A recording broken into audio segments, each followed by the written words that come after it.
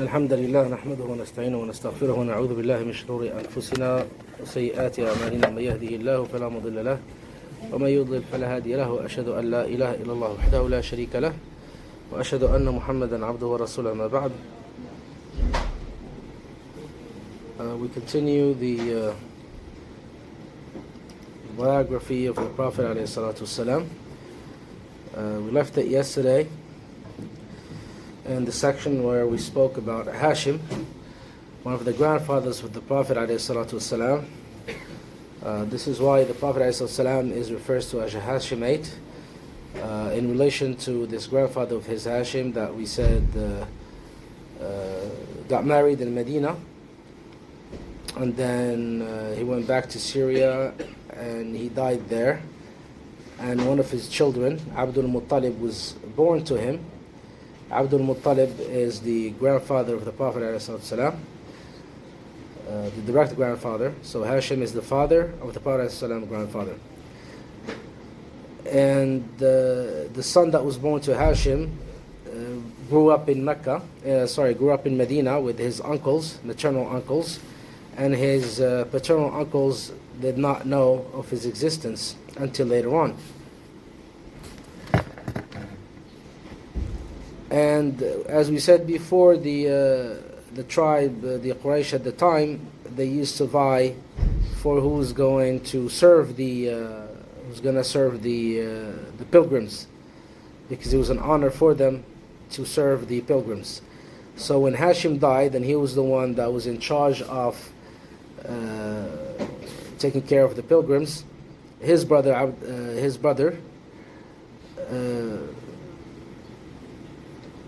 Al-Muttalib ibn Abdul Manaf. There's Al-Muttalib and Abdul Muttalib. Okay, so that we don't confuse them. Al-Muttalib was the brother of Hashim, and he was the one that took charge of giving food to the pilgrims. Al-Muttalib and Hashim are both the sons of Abd Manaf. Also remember this name, Abd Manaf, because you will see later that the mother of the Prophet ﷺ is also a descendant of Abd Manaf.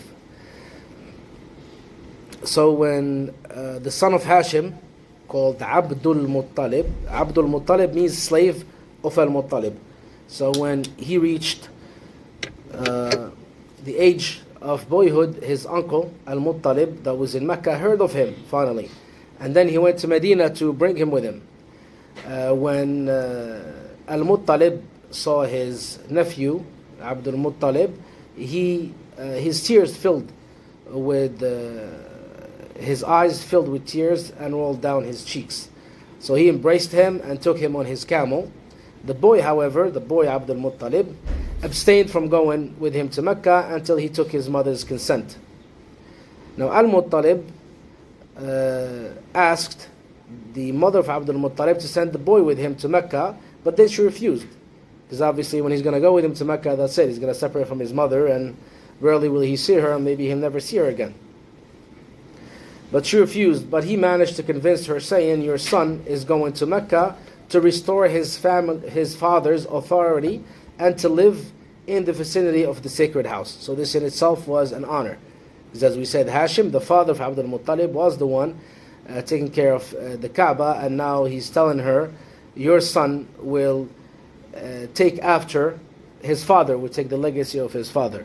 So subhanAllah, as we will go through this Sira, we will see that back then, even before Islam, children, they were so faithful and devoted to their fathers than we see today, subhanAllah. So in the Jahiliyyah, you had people actually refusing to turn into Islam because their fathers were polytheists. And we Muslims are supposed to be more in relation and attached to our parents than those people. So that, therefore, the youth, those that are here, know that your honor is in following the footsteps of your father. Now obviously if you know if something that your father did is wrong, then don't do it. But try to be in the footsteps of your father as much as you can, because in it lies your honor. Because one day you'll grow as well and you have your own children, and you will wish that your children are in your footsteps. Because as human beings, when we die, we want to leave a legacy behind. And where is this legacy going to remain? In our children. So the same way that you are a child today, tomorrow you'll be a father. And the same way that you deal with your parents, your children will deal with you. The same way you deal with your parents, your children will deal with you.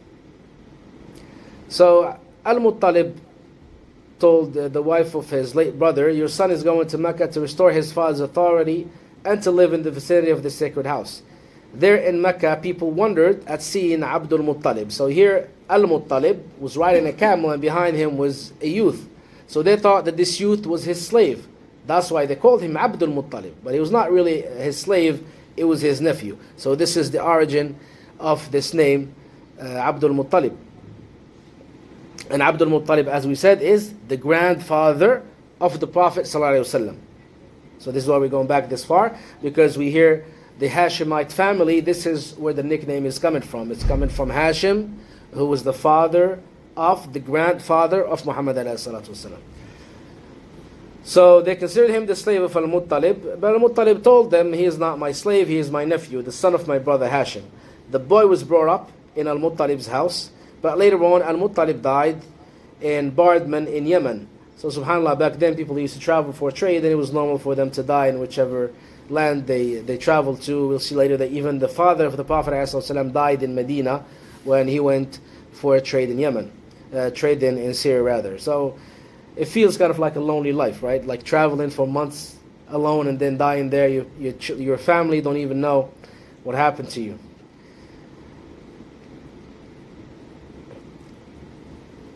And we said Al-Muttalib died in Yemen, so Abdul Muttalib, his nephew, took over and managed to maintain his people's prestige and outdo his grandfathers in his honorable behavior, which gained him Mecca's deep love and high esteem. So he was very kind to the pilgrims and he took real good care of them. When Al-Muttalib died, Nawfal, his brother, without right, took hold of the duties of Abdul Muttalib. So he died, instead of him leaving his nephew Abdul Muttalib take charge of the affairs of pilgrims, he usurped to power. This is normal human behavior.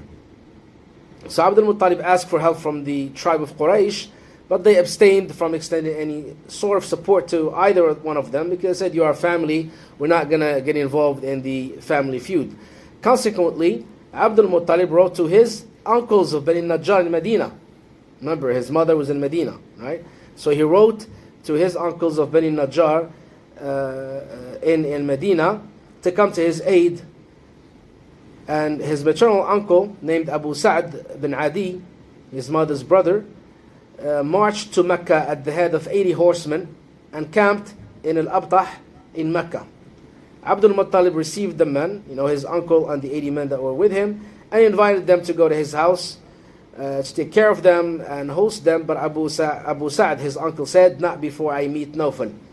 So Abu Sa'd went to the Kaaba. He found Nawfal sitting with some old men of Quraysh in the shade of Al-Kaaba. This was their usual sitting place. They usually used to sit around the Kaaba and talk about different matters. So Abu Sa'd drew his sword and said, I swear by Allah that if you don't restore to my nephew what you have taken from him, I will kill you with this sword. So Nawfal was thus forced to give up what he had adopted unlawfully, and the notables of Quraysh were made to witness to his words, because back then when he gave a word, you had to do it. Otherwise, it was a dishonorable thing for you to not do what you said. And this is something that Allah subhanahu wa ta'ala established in the Quran, where Allah subhanahu wa ta'ala says, يَا أَيُّهَا الَّذِينَ آمَنُوا لِمَ تَقُولُونَ مَا لَا تَفْعَلُونَ كَبُرَ مَقْتًا عِنْدَ اللَّهِ أَن تَقُولُوا مَا لَا تَفْعَلُونَ. O you who believe, why do you say that which you don't do? A lot of big talk, but when it comes to actions, zero, right? It's very despicable to Allah subhanahu wa ta'ala that you should say that which you do not do. It is despicable to Allah subhanahu wa ta'ala that you should say that we should not do. So a person has to practice what he preaches, right? And also, and it's in the culture, in some Arab worlds you say, I gave you the word, I gave you my word, kilma, that's it. Once I give you my word, doesn't matter what it's going to cost me, I have to stick to it. So this is something that was in the old Arabic culture, and it should remain with us Muslims, because when Islam came, it left whatever was good in human behaviors and took away everything that was bad. Abu Sa'd then went to Abdul Muttalib's house, his nephew, where he stayed for 3 nighs performed Umrah, and left to return to Medina. So this is a great thing about having a strong family. Today, if you see among the Muslims in the Muslim land, the feuds are usually among the family members. Courthouses are full with fights and feuds among family members. So this is not becoming of a Muslim to do that. To the point that even they have songs about it, where they say, I looked for my enemies and I found them my family. This is not Islam. But this is how the Muslim culture is today. Why? Because we are far away from Islam, so everything else is going to follow. So when you're far away from Islam, every single aspect of our lives is going to be far away from Islam. So by going back to Islam, we have to go back to it wholly, including trying very hard to not break the family ties. If you're easily upset, don't do that with family members. With family members, try to be very calm. Try to not really hear a lot of things. If your family members tell you things that make you feel bad, act like you're dumb, but actually you're the smart one, because you act as if you did not hear anything, so you're smarter than those who are saying bad things that hurt you. So we continue. Later on, Nawfal entered into an alliance with Bani Abd Shams bin Abd Manaf against Bani Hashim. So this is something that's related to the conquest of Mecca many years later. We will see here that Nawfal entered into an alliance with Bani Abd Shams bin Abd Manaf against Bani Hashim.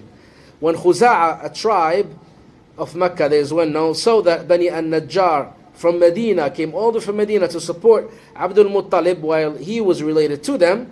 They said, he is our son, and he is our son just the same way that he is the son of Bani Najjar. We have more reason to support him than you. So Abd Manaf, because Abd Manaf's mother was one of Khuza'a. And this tribe Khuza'a, because of them, Quraysh is going to kill one of them. And they're not going to be, they were not a Muslim tribe. They were a Kafir tribe, but they were in an alliance with the Prophet alayhi salatu wasalam. And when Quraysh had the Hudaybiyah, the truce of Hudaybiyah with the Prophet alayhi salatu wasalam, obviously anyone who is on the side of the Prophet ﷺ, any tribe, be Muslim or non-Muslim, the Quraysh and whomever is with them, their alliances are not supposed to attack them. But Quraysh actually killed someone from Khuza'a, and this was the reason for the Muslims to renege on the truce they had with Quraysh, and that was the reason and the catapult for reconquering Mecca. So here, this is the reason why the author, Mubarak Furi, may Allah have mercy on him, brings these things so we can understand some things. So this alliance is very old, is older than Islam. And even after Islam, it was made between the Prophet ﷺ and the tribe of Khuza'a. So the tribe of Khuza'a went into the house of An-Nadwa. An-Nadwa house was like the meeting place for Quraysh. Right? It was like their parliament. It was their parliament, really. It's called the Nadwa. Dar al-Nadwa. In the Nadwa house, and entered into an alliance with Bani Hashim against Bani Abd Shams and Nawfal. It was an alliance that was later on to constitute the main reason for the conquest of Mecca, as we explained. Abdul Muttalib did witness two important events in his lifetime. So this is the grandfather of the Prophet ﷺ, witnessed two events. The first event is digging the well of Zamzam, the famous Zamzam that we drink from today, and the elephant raid, Surah Al-Fil, Abraha, when he came to destroy the Kaaba. This happened in the lifetime of Abdul Muttalib. In brief, Abdul Muttalib had a dream when he was sleeping. He received an order in his dream to dig the Zamzam well in a particular place. Why? Zamzam was actually gushed forth through the angel Jibreel alayhi salam. In the famous story when Ibrahim alayhi salam took his wife Hajar and his son Ismail from Jerusalem to the Kaaba, where the Kaaba was first built by Adam alayhi salam, but it had disappeared.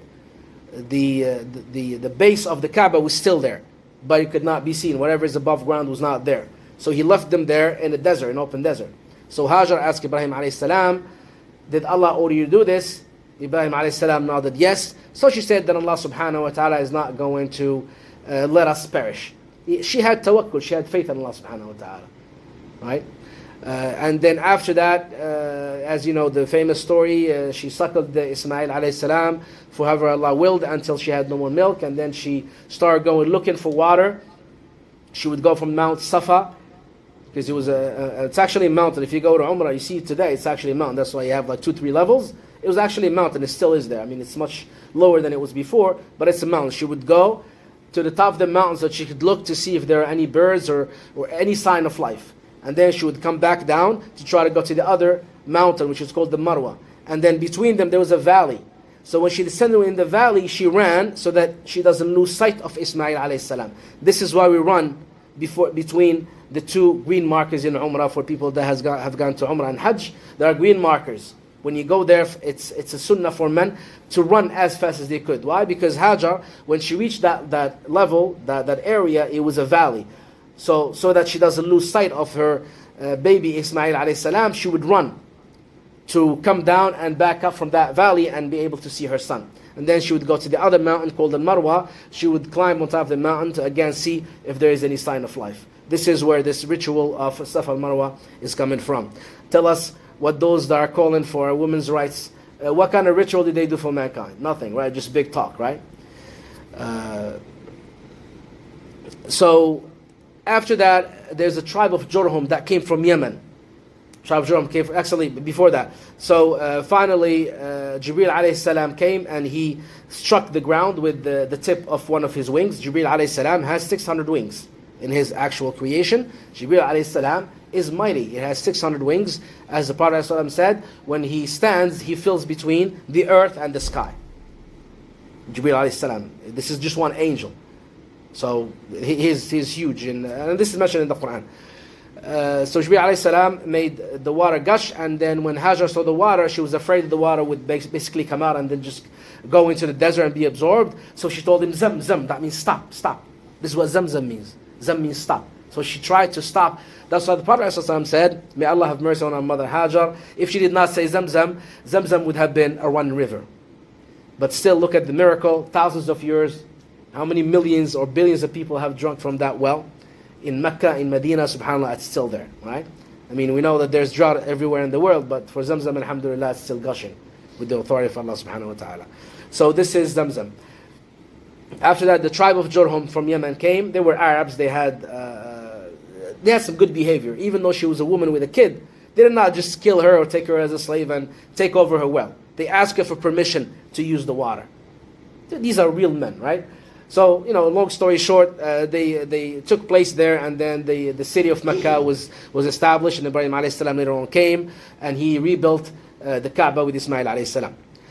Fast forward, there was a tribe later on that took charge of the Kaaba, and they fought a war against Quraysh, and when they lost in the war, they basically threw some jewelry. There were like two gazelles, like deer, gazelles made out of gold, and also other jewelry. They threw it in the well of Zamzam, and then they basically put dirt on Zamzam so that nobody knew what it was. So Zamzam was lost for all these years. But Abdul Muttalib, the grandfather of the Prophet ﷺ, saw a dream telling him where the well of Zamzam is, and that he should go and dig there so he can find the well.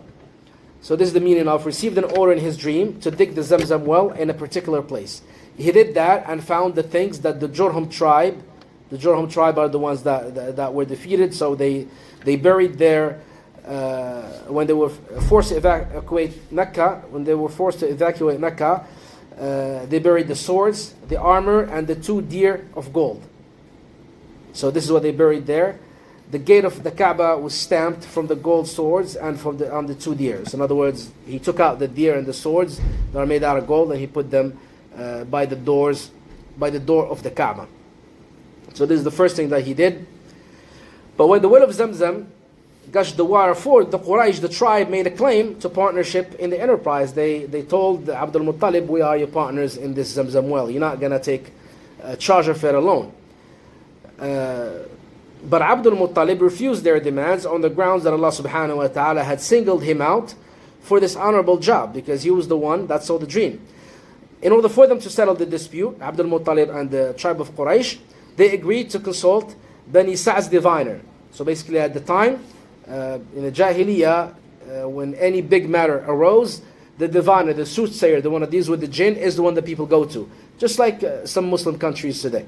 Women, anything they have, they go to a soothsayer, they go to a grave, they ask the jinn, thinking that they are asking the dweller of that grave. So back then, this is how it was, in that Jahiliyyah. This is a contemporary Jahiliyyah, but back then, this is what they did.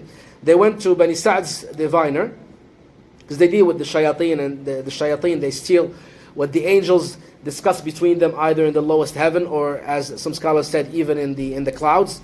Sometimes the angel, they discuss in some matter, we're going, such person is going to die, etc. The shayateen, they hear these news and they go tell these news to the soothsayer, adding lies to them.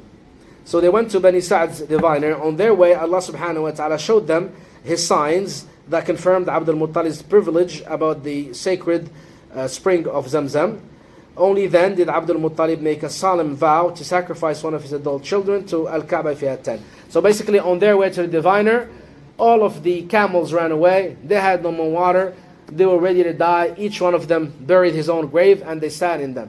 And then Allah subhanahu wa ta'ala caused them to realize that that was their punishment for coming against Abdul Muttalib. And the camels basically came back. They were saved, and without even going to the diviner, they let Abdul Muttalib take care of the well of Zamzam. And Abdul Muttalib obviously felt weak. He said, the tribe of Quraysh only did this to me. We'll finish in 1 minute, inshallah. Only did this to me because I did not have children. So he made a vow. He said, if Allah gives me 10 male children, so that they can be strong, I will sacrifice the 10th one. The 10th one happened to be Abdullah, the father of the Prophet ﷺ. But obviously, we'll get there inshallah tomorrow. He's not going to sacrifice him, but Allah subhanahu wa ta'ala saved him because Allah decreed that he would be the father of Muhammad ﷺ. So this is it for today. Jazakumullah khair for your patience. If you have any questions about this subject or anything else, please do go ahead.